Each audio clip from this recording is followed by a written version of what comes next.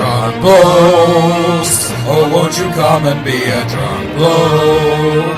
We've got some sherry from the little bargain bin, where girls with baby cars shop in their pyjamas. Chaps, chaps, drunk blokes, oh come and listen to them drunk blokes.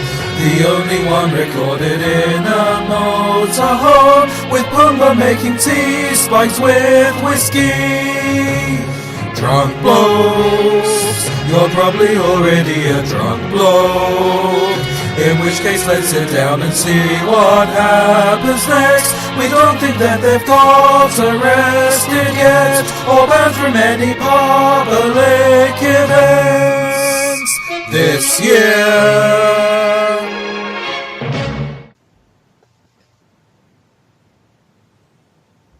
10 seconds is far too long. Hello, everybody, and welcome to Them Drunk Blokes Talk Shit.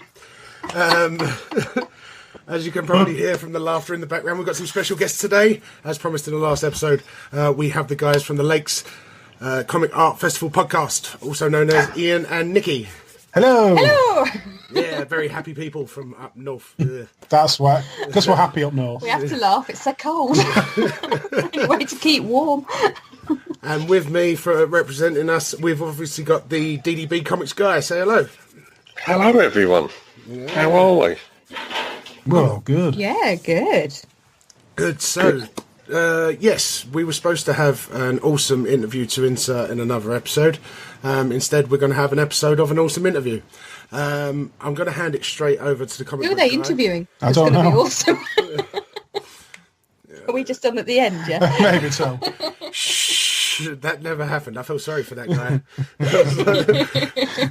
Drunkenly chatted to him for an hour and then just put him at the end of the episode after the credits. It's fine, you'll be all right.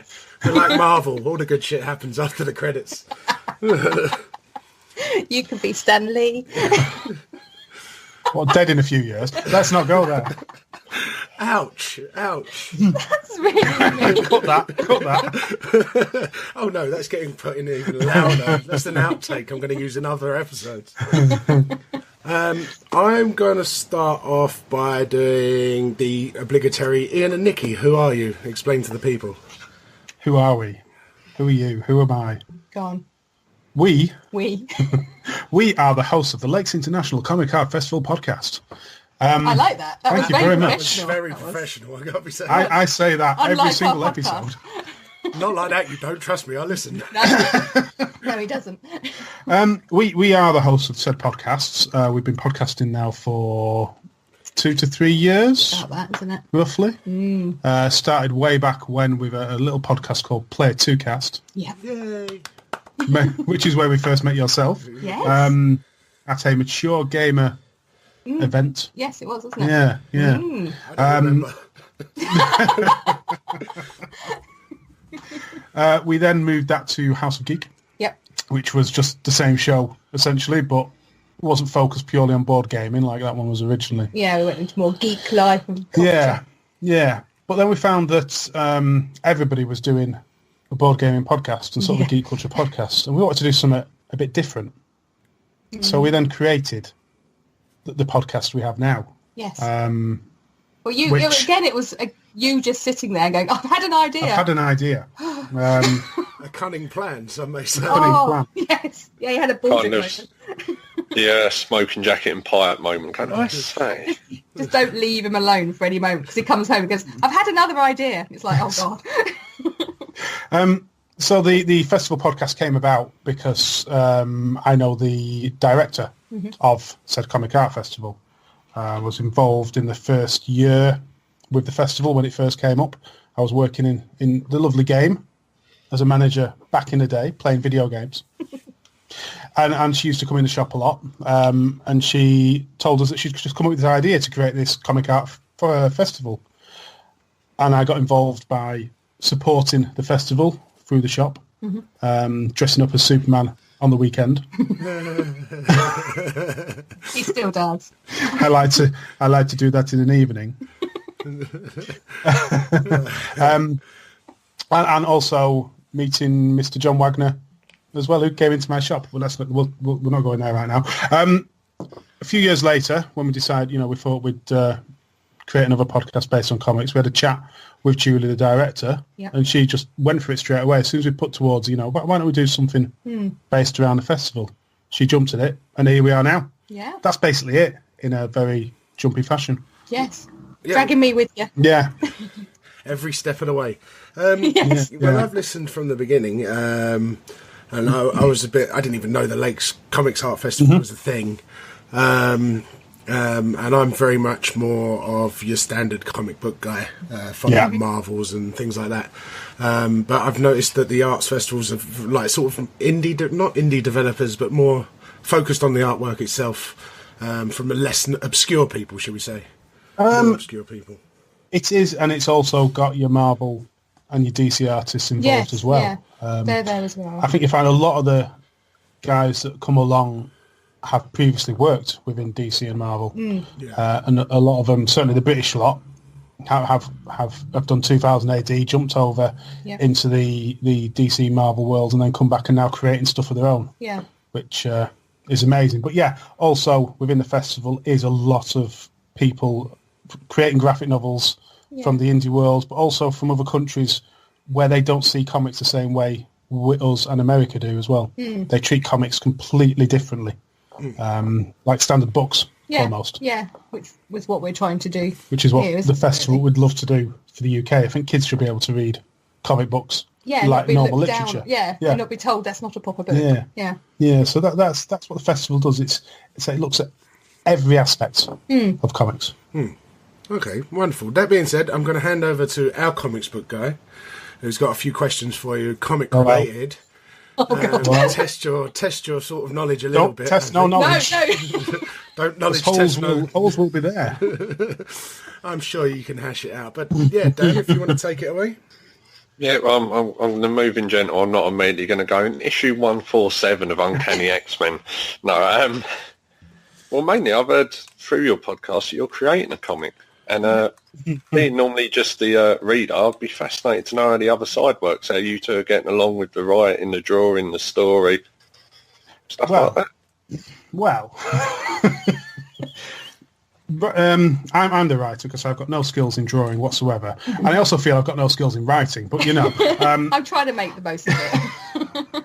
We thought the whole point is we speak to so many creators, and we just wanted to, I say it was one of my crazy ideas again, wasn't it? Let's be honest. Yes.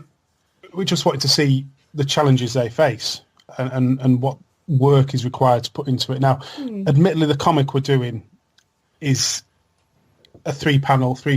Oh yes, we're not going individual straight comics. It's not a full story. I think that would be far too challenging, certainly on the writing side. Yeah, I've got to draw these. Yeah. So we're creating a comic based on being a podcaster. Yes. So it links to what we know. So the idea being it is just a couple of panels per page, little mini story. Little mini stories, little jokes, and that kind of thing. The writing, I'll be honest, because we're doing it that way, was fairly easy.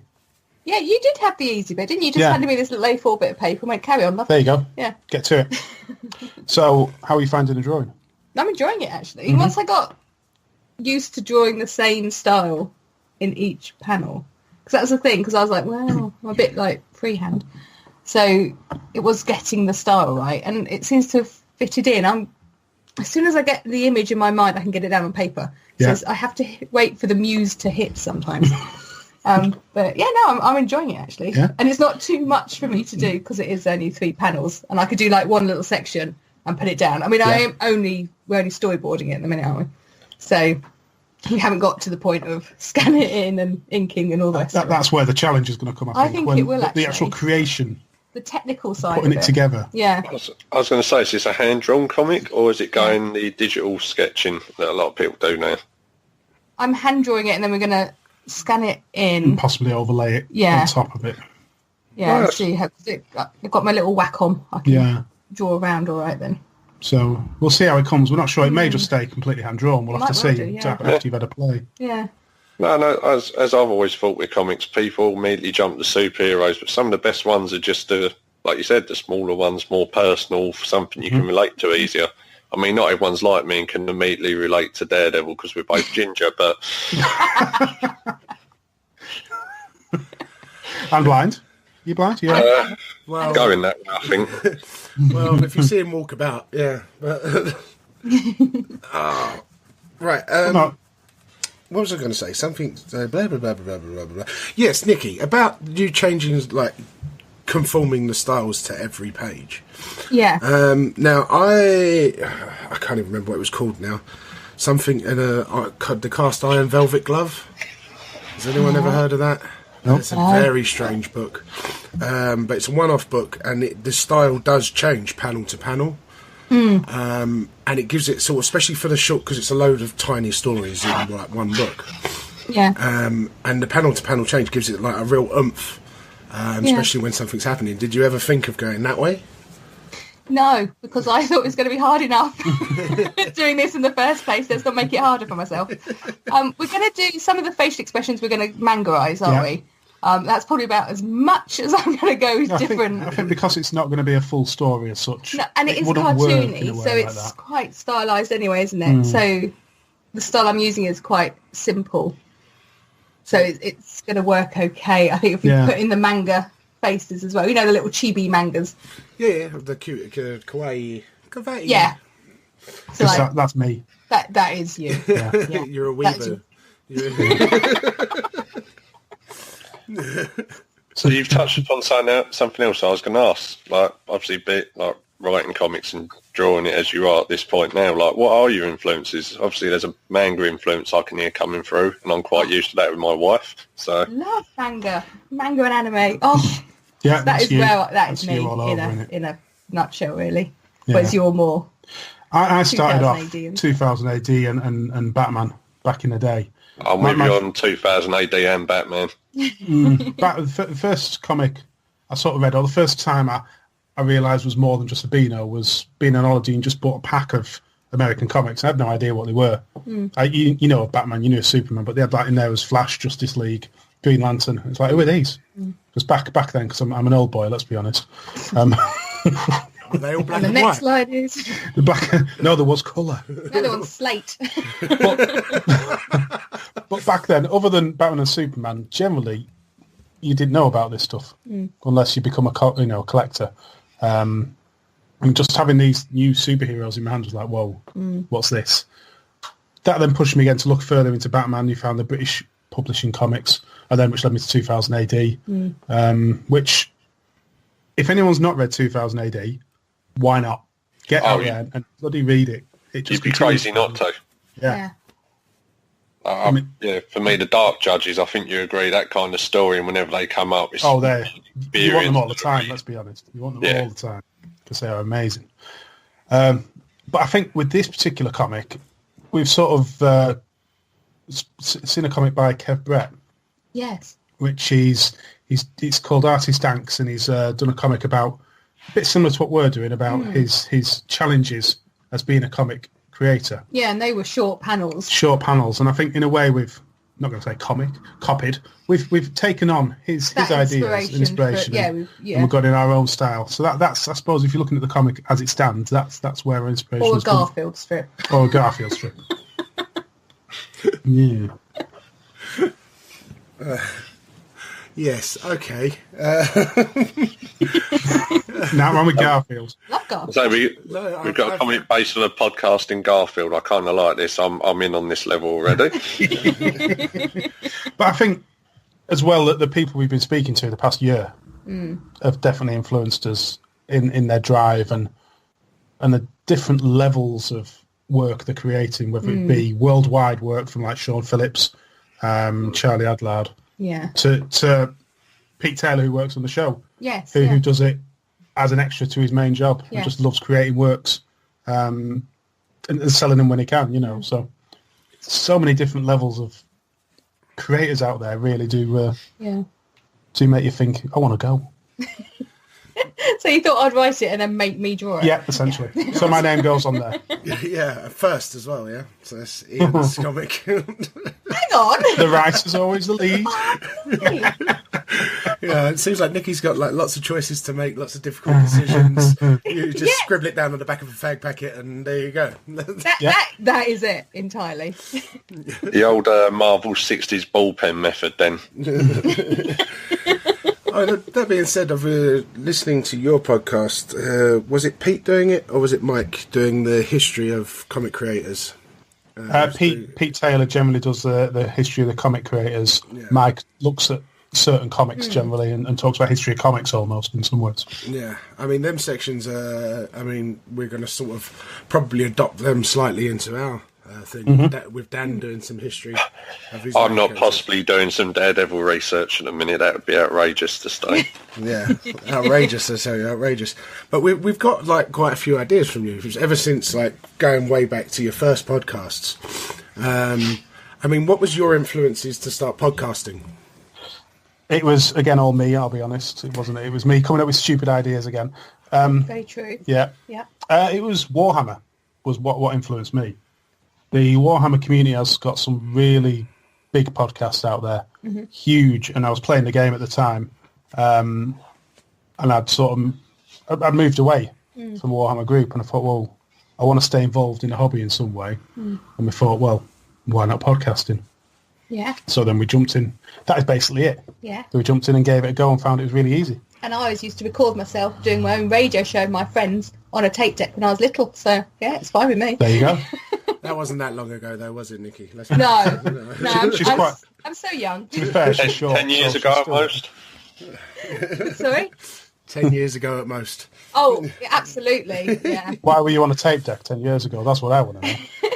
Oh, retro's always in. Yeah. I'm just so hip and with it. See, I'm going to jump in with another question there, because I want to know your two thoughts on this, because for me, someone who's just taking his steps into actually trying to sell comics as well and go, like, actually getting stalls at conventions, which made out of the whole comic industry at the minute. Like, to me, it's the most diverse it's been in years in both good and bad ways. Yeah. What was the question? Just how you see the comic industry, like you've got like you said, the rise of the independent, like people doing their own stories, how Marvel and DC have went a bit nuts in recent years in both good and bad ways. Just how it's got broader and wider, I've kind of noticed. I just want someone else's perspective to check I'm not going nuts. I mean, it has in some ways, in the sense of, I suppose, your superheroes have spread out from comics to now your media. However, that's not equating to sales on their side, is it? That's a problem. In a sense of indie developers and stuff, it's definitely increased and broadened. I think costs, first of all, are cheaper for printing than what they were. You can self-publish. Self-publishing. Yourself. You can do so much online now and reach an audience without having to spend a fortune on printing beforehand. Amazon and now apps like Comixology and stuff has allowed them to self-publish much cheaper as well. But I think also the conventions are more accessible to everyone. I think they've definitely getting everyone in now. And I suppose we're not talking about MCM there, though, are we? Let's be honest. We're more talk.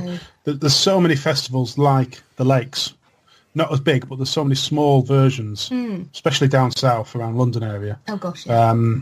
That are allowing these small creators to push themselves out there. Yeah. I'd say there's a long way to go, though, in UK. Yeah. A long way to go. Like I was saying before, if you look at France, the kids read comics as a standard. Japan's the same. So it definitely, although it's improved, there's a hell of a long way to go. Yeah. It's the stigma around it. I mean, Yeah. I lived in Japan for nearly 4 years. So when you see the amount of comics or manga books, and they're sold as books, like as any other book, and like the amount that's available on all age ranges. You've got like your top shelf stuff, and then like obviously the ones for the kids at the bottom. And how just no one shuns a man sitting on the train looking at a comic. And I remember when I was younger, especially, there'd be like kids playing football and me reading a comic, and they'll try and take the piss out of me. And then because I'm 6'8" at the age of 12, I went to smash the fuck out of them. And then I got in trouble for reading comics. So it was all like really weird. But if we can get rid of that whole sort of, it's only one type of people that read comics, and I think that's what we're starting to get out of now. As you said, we've got a long way to go, but I think we're on the right path at least. Yeah, it's moving in the right direction for definite. I must say, I don't think anyone would laugh at somebody for reading a comic, a superhero comic or anything. I don't think the issue. I just don't think the sales are there represented from consider how big the films and so forth are. But then to get like independent comics into shops, we saw how expensive that was, and how in the big names, completely, it's completely unattainable. So your big shops like Asda, Morrison's, W.H. Smith, the amount to get a comic onto the shelf is stupid that they have to pay up front. Yeah. Well, I mean, that's why we're sort of relying on a digital age now. I mean, people like Dan are selling online, things like that. People, the access is there, and also people reading digital comics. The amount of times I'm on the tube in the morning, someone's sitting there with an iPad or some type of tablet with a comic book on it.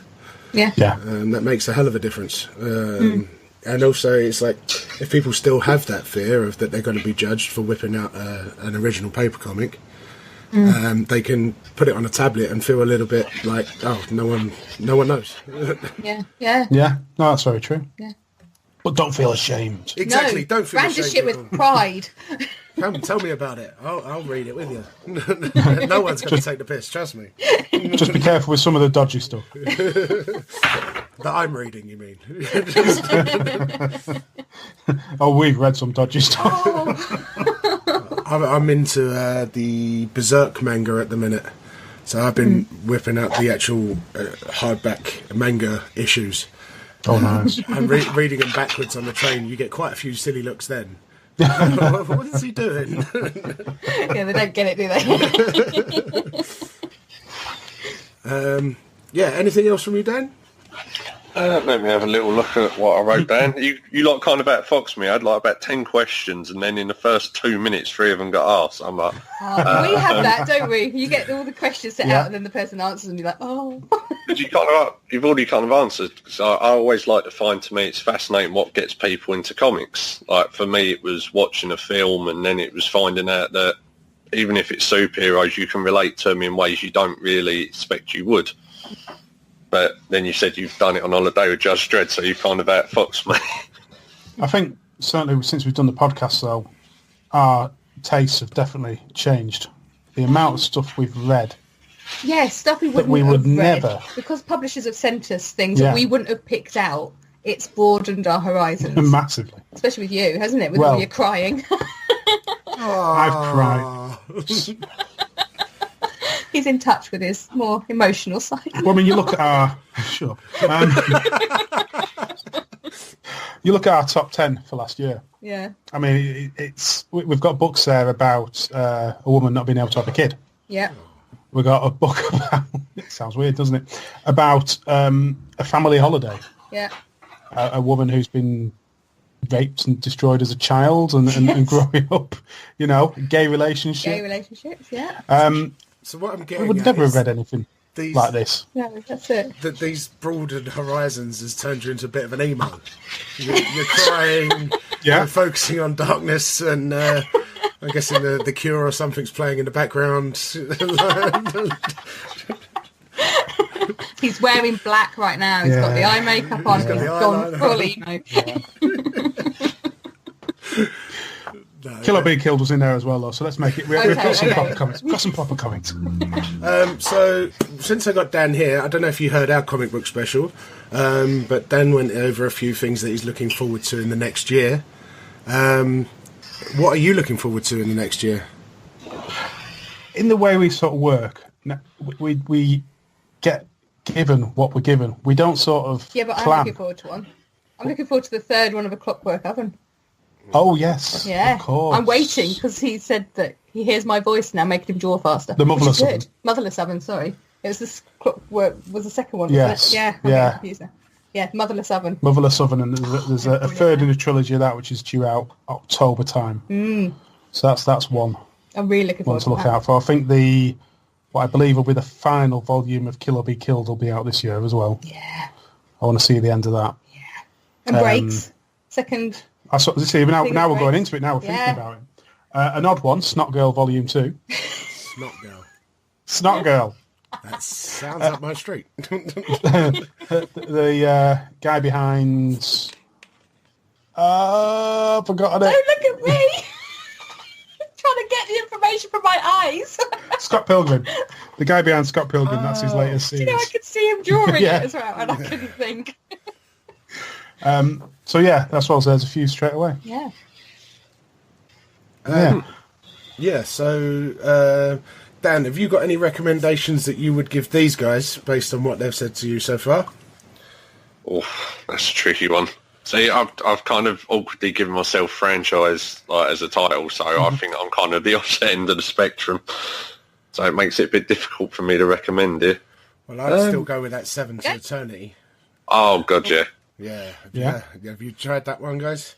Nope. No. If you like your Warhammer fantasy kind of thing, it's Rick Remender, who's most well known for doing Captain America and Avengers, but he's done it with Image, and yeah, it's just a complete culture shock.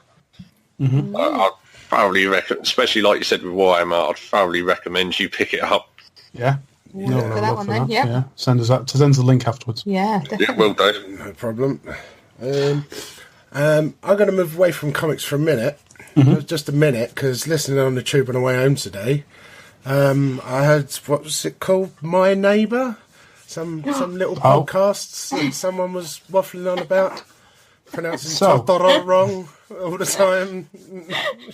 So this is one of my ideas again. See, I left him alone for 5 minutes again. He had a quiet moment at work, and this is what happened. So we decided to do a second podcast. Yeah. Now, you've always loved Ghibli. Yeah. And That's I've why I'm never been tattooed with Ghibli. a fan of Ghibli from what I've watched. Sacrilege. Shut up. So I said, right, well, I'm going to watch every film. Yeah. And so we decided to do a podcast. So the idea of the podcast is a monthly show, and we're going to watch each film in order of release, Yeah.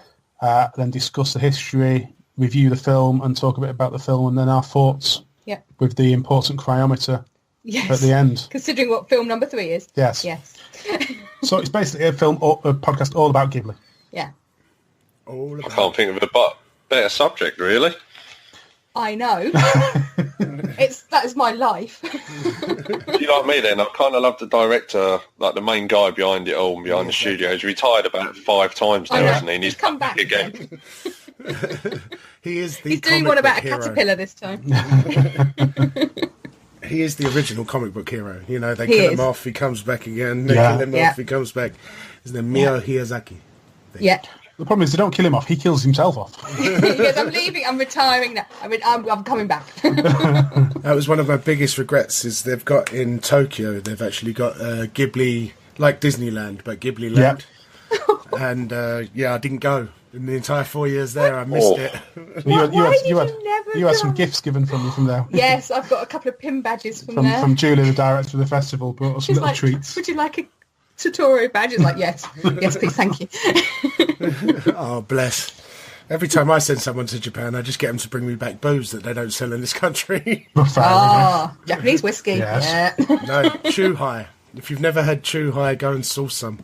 Get the Zero What? Strong version. Right, what is it? It's like shochu, is the base alcohol, but then Suntory especially, they freeze fruit down to absolute zero, so whatever Kelvin, and then they smash it into 1,000 pieces and dissolve it in the booze. And Hello. it creates like a fizzy, refreshing soft drink, but it's about 9% alcohol. So, yeah. I like the sound of this. Yeah, they're amazing, but you can't get them in this country. But they're only like £2 a can over there or something, which isn't very expensive for the middle of Tokyo. Oh. Yeah, so We need to go. We need to go. We need to go. Take me in your luggage, because I can't afford to go anymore. How tall were you again? I'll chop my legs off. It's all right. We can do. No, I'm not going to say that. That was wrong. Yes. So, My Neighbour Totoro. Any other podcasts coming up? Are you ever going to go back to the Player 2 cast or / House of Geek style, or are you going to just focus on comics and Ghibli from now on? We're going to focus on this one one time is the first thing. You know, I mean, the Ghibli ones are only monthly. Yes, and that is only us lot. That's just doing us. it instead of trying to organise all the interviews and it takes so much time. I mean, the festival podcast does take a lot of time to create with interviews because every episode we've got an interview on. yeah.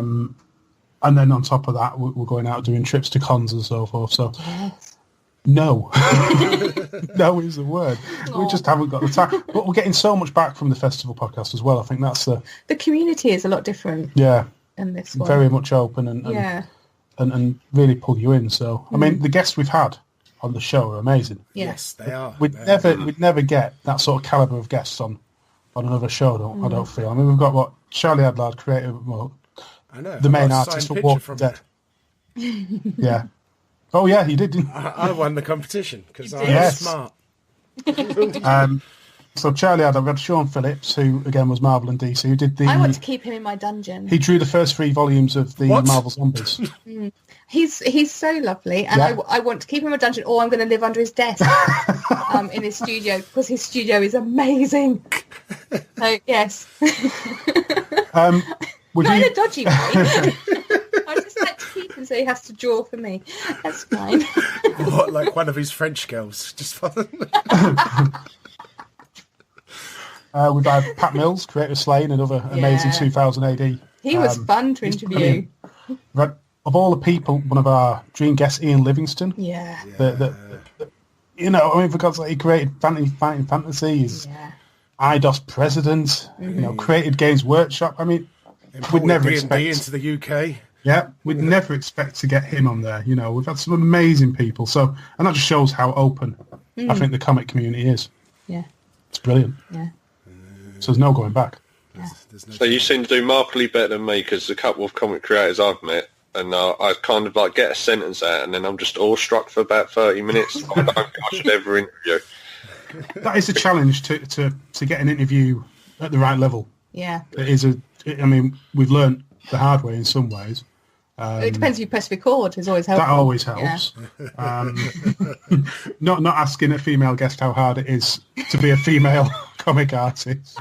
She got you back for that. She's destroyed in the next podcast. Yeah. Emma Viacelli. Yeah, She gets you back She good. destroys me from our first interview. Oh, But the benefit we've got, obviously, being linked to the Comic Art Festival, I suppose that does give us a lot of Yeah, it opens doors for us. It gives us opens big that. doors. Oh, what was the word? I had no idea. Yeah, it gives us that. Yeah. So, I mean, we're looking at the guest list coming up for this year's festival and already thinking, right, we want that person, that person, that person, that person. well, we should be heading up there in the DDB mobile to terrorise Kendall. We promise we'll leave most of the building standing on the way through. I don't know, that depends who's driving, don't it? And it won't be Have you seen me, some I'm of the pissed. have you seen the guest list that started up already? I've got no, to be honest with you. No. Okay. So I'm going to read some names. Go off. on then. I'm going to do Read the some promotion. names. Don't promote us. Promotion. So we've got Joe Kelly, who's the artist of I Kill Giants, which is about to come out, be released as a film Yep. any week now. We have, of all people, Ian Rankin is coming up, Yeah. the crime writer. Yeah. I'm so fangirling over that one. Yeah, that's going to be good. John Wagner, the creator of Judge Dredd, will be here. Oh, Ooh. Yeah, I want to get him on the show for sure. We've also got, I'm trying to think of some. Now, Yomi Ayane, I can never say his name. Yomi Ayane. Yomi Ayane. That's Okay. it. Yeah, you got it there. His work, and I advise you go and have a look at this. It's called The Clockwork Watch. And he comes wherever he's at a comic event, he comes in steampunk gear, the most. I mean, he's a big black guy, Yeah. big dreadlock hair, Yeah. and he comes in this massive steampunk outfit with his London accent. He really fits the scene Oh, perfectly. he's so exuberant. And he's such a nice guy. But he's does what he's called a transmedia storytelling. So he creates this comic in this world, but he also does plays and so forth with it all around as well. Bringing So- the audience in. yeah. So he's going to be there with the whole group doing whatever he's doing. We'll find out when he comes. And that's just a few. But there's a lot more names to come. Yeah, and they're we're going to be releasing drip them monthly. feeding them out. Yeah. You can add mine on there. As a guest. I'll guest anywhere. I'm a cheap boy. Yeah, that was that. That was that. Festival, going to the festival. Blah, blah, blah. There was something else. Oh, yeah, you said you was going to other cons. Well, Yeah. You've just been to one recently, correct? I've just been to Carlisle Comic Con, which is your standard sort of Comic Con. Lots Yeah, of Peter merch. Davidson was there. Yeah. He's always there at Yeah. Comic Con. Yeah, He's like, oh, yeah, Peter Davidson. Peter Davidson, someone from Harry Potter. Yeah. I watched it. One of them from Red Dwarf, one of them inside one of the computer screen people. I see her everywhere I go. Oh, Like, it's getting to the, Yeah. it's getting to the point I go in Sainsbury's and she's saying, like, oh, no, not again. Sure she's not stalking you. Oh, that could... No. I think I'm safe.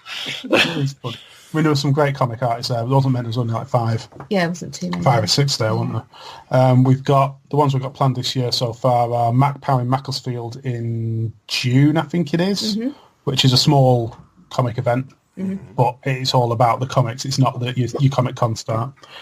Then you've got Thought Bubble in September, which is in Leeds, Yeah. which is probably, as far as space goes, the biggest comic events of the year.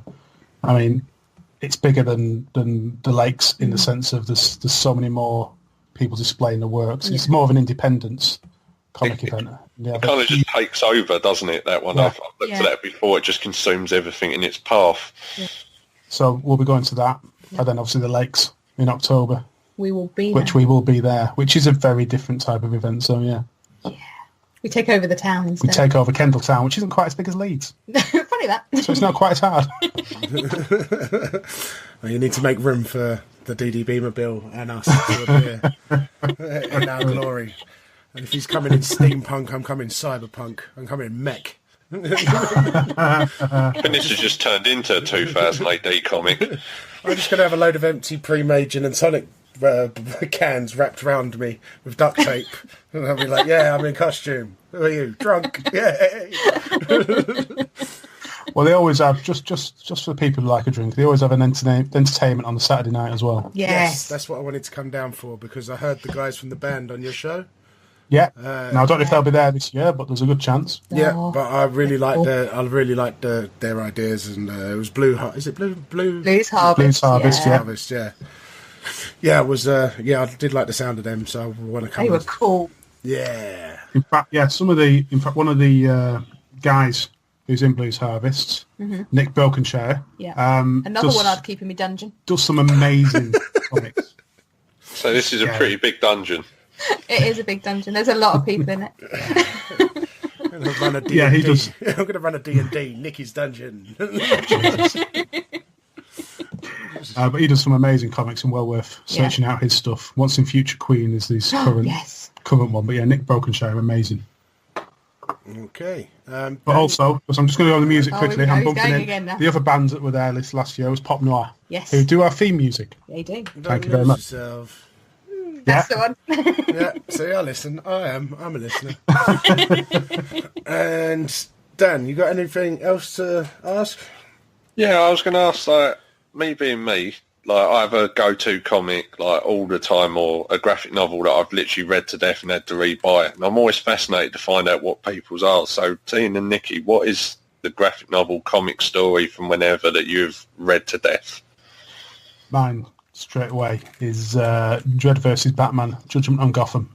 Oh, yes. Absolutely love that comic. Signed by John Wagner, obviously. Thank you very much. But no, the artwork is gorgeous, but the story as well, because it's so hard to do a collaboration of two characters, especially when they're not in the same world, in the same bloody universe. And it was done so well, linking the enemies of Dredd with the enemies of Batman and the whole storyline. It fit. The sequels didn't. They're all rubbish. But the original was absolutely brilliant, so that is my go-to all the time. Well, I'm going to go, because the kids have nicked this, actually. But my one is a little set of 3 mangas, the Dot Hack little set of 3. And I love that manga. I will always go back to it, but it's incredibly dog-eared now.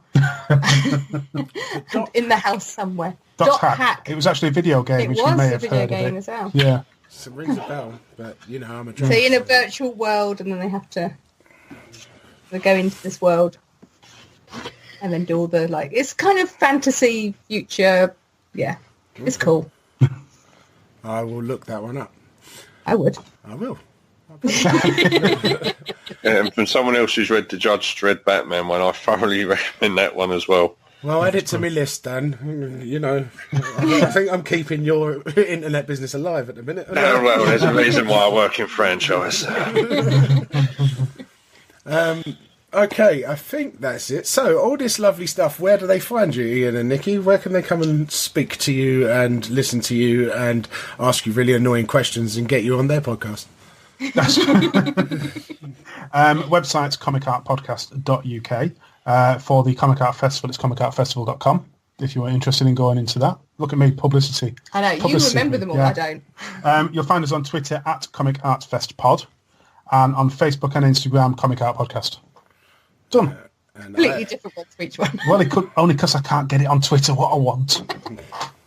And iTunes is My Neighbour and the Lakes Comic Art Festival podcast. Just search Comic Art Festival podcast and My Neighbour. Well, hopefully My Neighbour comes up because I've only just put it on there. It comes up, trust me. Excellent. Yeah, as I said, I was listening on the way home. We have been Dem Drunk Blokes with little alcohol, so not making much sense. This is the promised interview from last episode. I'll probably call this bonus episode with Ian and Nikki. Hey. Unless you can come up with a better title now. I mean, I'm all in. Yeah, I think Nikki and Ian would be better. Done. Right. Obviously with me we've had the DDB voice guy. Tell them where to find you, Dan. I'm on Twitter at DDB Comics Guy. I'm also D3G Comics at Twitter, and I'm on Facebook at D3G Comics. And generally that guy in the back of a comic shop who's digging through the old boxes. And his trousers. What's the... And you're on a podcast, aren't you? Go on, promote. You're with Inside My Network. I am on The Good, the Great and the Logan X, and obviously I'm the Great. So need I say any more? We're working our way through the Marvel Cinematic Universe at the minute. Or we're trying to when we can all actually be in the same room at the same time. So that's our current, my current podcast. And you can find them on iTunes at DDB Presents, The Good, the Great and the Logan X. You can also find them on the same thing, and Podbean and Pod Addict and all good podcatchers. I have been Shogun Pumba. I am really wanting some alcohol. You can find me in all the usual places, although very rarely in a pub anymore. Yeah, follow us, iTunes reviews, all that rubbish. Have a week. Bye. Arrivederci. You had to be different, didn't you?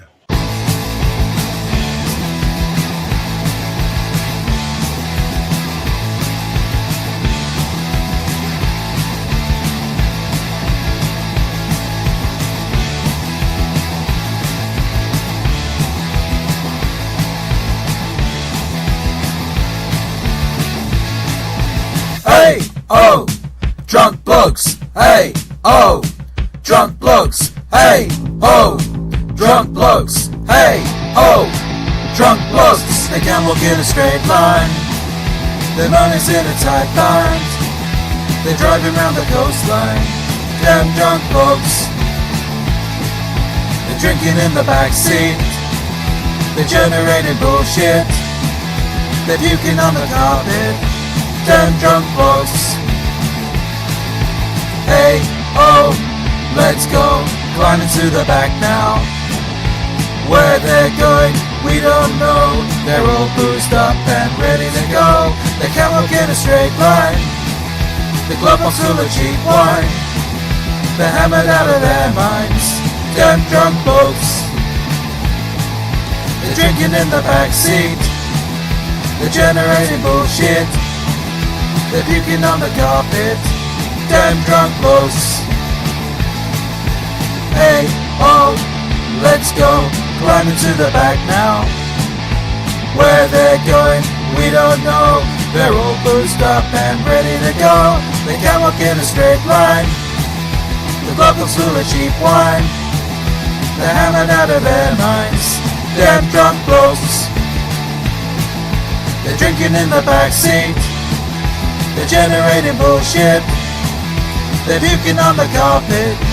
Damn drunk blokes. Hey, oh, drunk blokes. Hey, oh, drunk blokes. Hey, oh, drunk blokes. Hey, oh, drunk blokes.